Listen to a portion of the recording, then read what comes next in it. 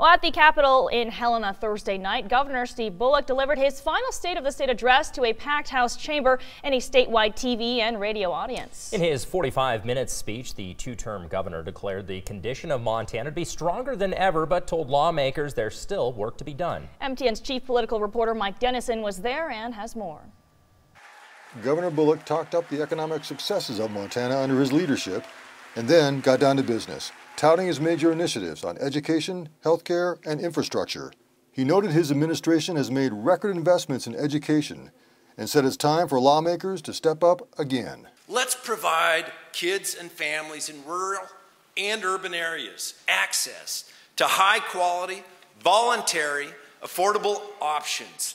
The future leaders of our state deserve no less. And let's not stop there.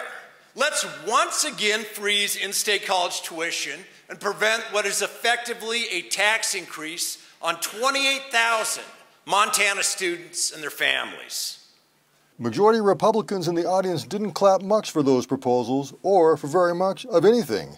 But some in the GOP are working on their own preschool proposal, which we'll see later this session. On infrastructure, the governor noted that Montana is out of the mainstream by failing for 6 years to pass a large bonded package of building projects.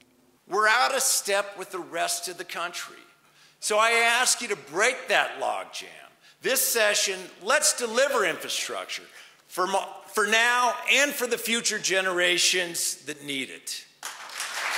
But he saved his strongest pitch for perhaps the biggest issue before the session, extending Medicaid expansion, the $600 million a year program that provides health coverage to 95,000 low-income adults in Montana.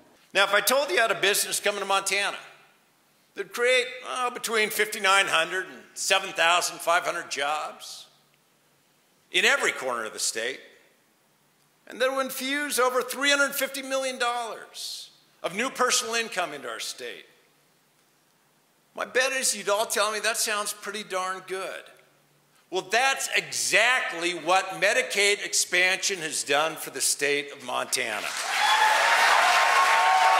Here too, however, Republican lawmakers are working up their own plan with work requirements that Bullock spoke out against Thursday night. Finally, the governor warned lawmakers not to send him a budget like 2 years ago, without a $300 million surplus or with contingency cuts.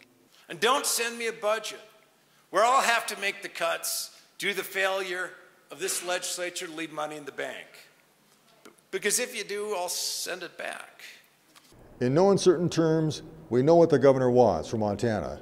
The question now is, how will he get it? Or will he get it? At the Capitol, Mike Dennison, MTN News.